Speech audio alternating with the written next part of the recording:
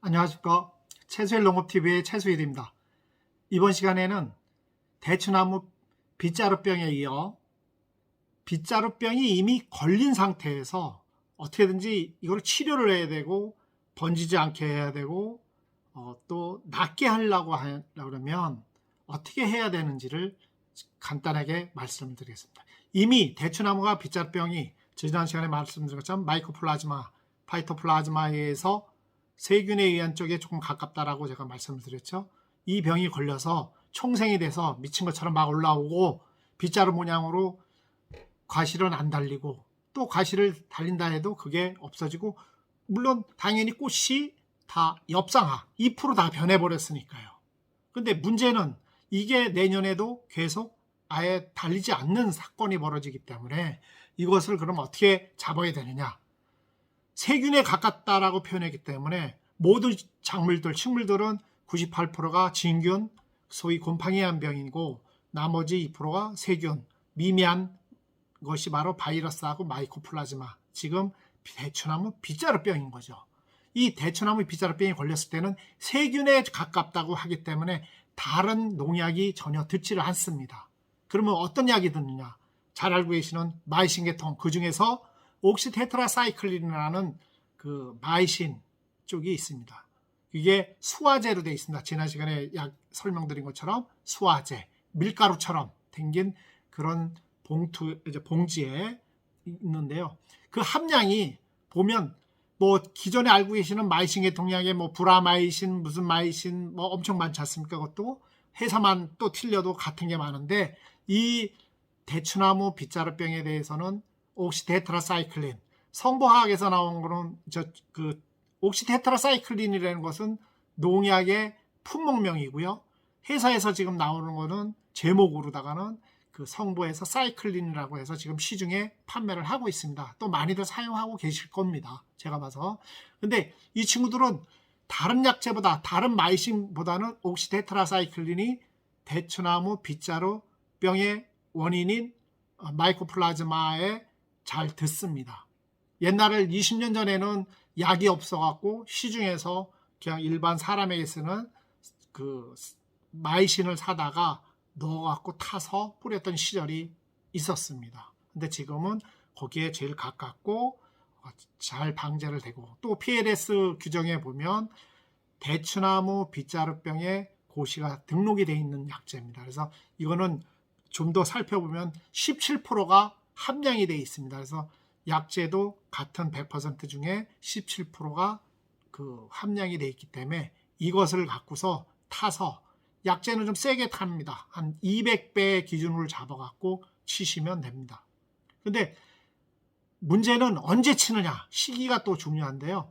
제가 권해드리는 거는 보통 많은 분들은 뭐 6월 중순에 1차 주사하고 7월에 또 중순에 2차 주사 요법을 쓰는데 문제는 1차까지는 그렇다 치지만 사실은 대추나무가 가실이 맺히기 시작하면 모든 영양분이라든가 모든 요소가 약재가 그 대추에도 열매에도 해당이 됩니다. 그래서 2차 쪽에 주사를 짤막하게 보통 과실이 맺혀서 굵어지고 있는 가더기에 약재를 치면 대추가 씁니다. 그래서 맛이 중요하기 때문에 모든 과일은 맛이 없으면 사 먹지를 않습니다. 과일로 치는 게 아니라고 저는 판단합니다. 그래서 소비자의 입맛에 맞게끔 대추도 달아야 되기 때문에 또 방제도 해야 되기 때문에 하게 되면 제가 권해드리는 것은 4월 중에 그 꽃이 피기 전에 미리 4월 중에 한 번, 그 다음에 이제 수확하고 나서 한번 약재를 처리하는 것이 제일 좋은 방법이 아니겠는가, 이렇게 지금 권해드리고요.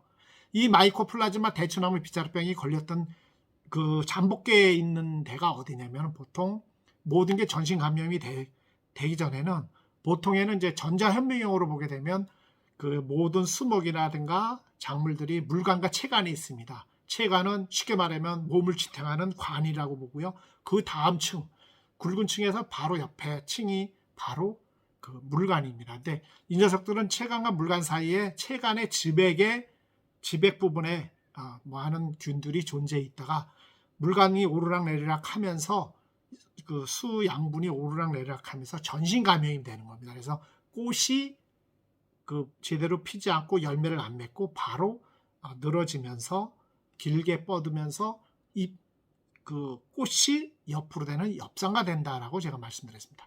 그래서 오늘은 간단하게 주사하는 방법을 말씀을 드리면, 많이 해보신 분들은 다시 한번 또 공감하면서 같이 한번 들어주시고요. 처음 하시거나 한두 그루 아니면 그 밭에 몇 그루 있는데 너무 아깝다 하시는 분들은 한번 귀담아 들어주시기 바랍니다.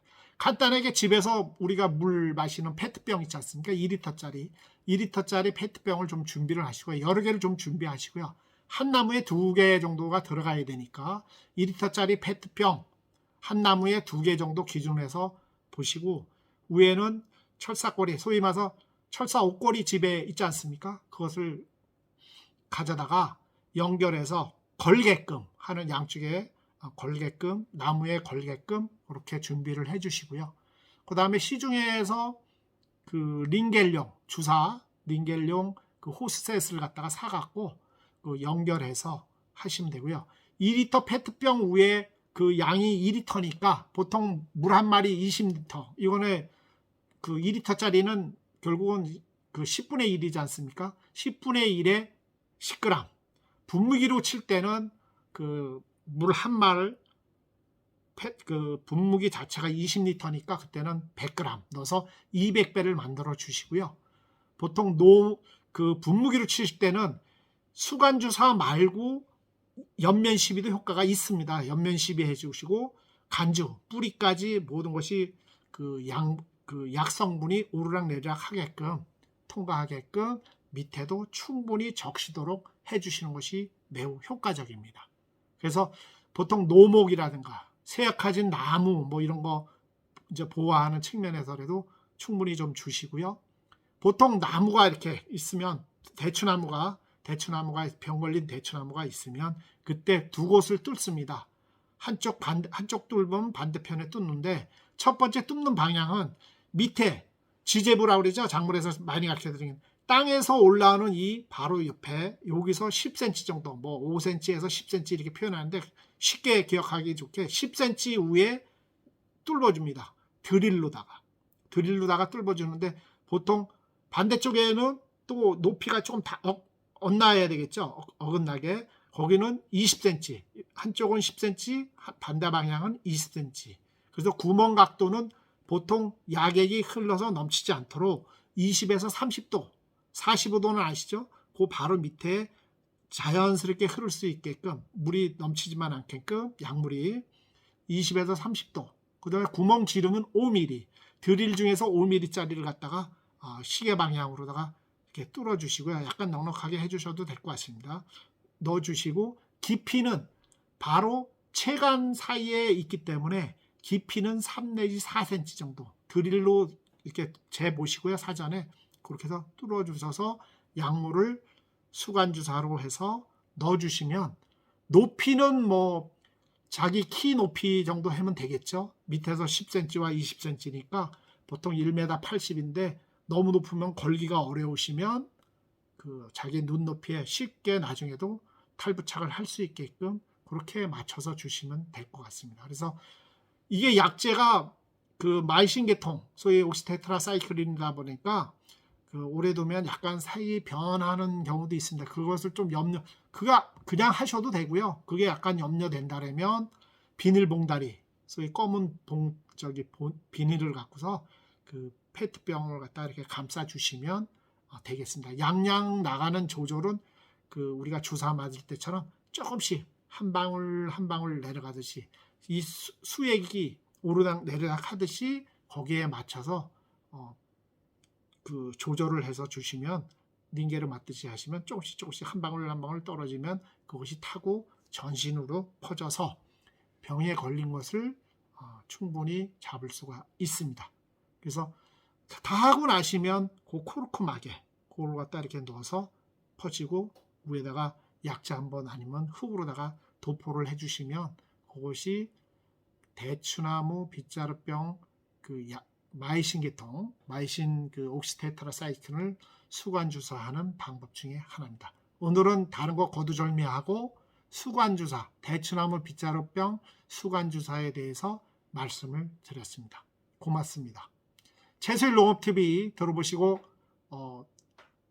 괜찮다 이렇게 판단하시면 구독 부탁드리고요. 다양한 정보를 제가 계속해서 올릴 테니까 많은 시청 바랍니다. 고맙습니다.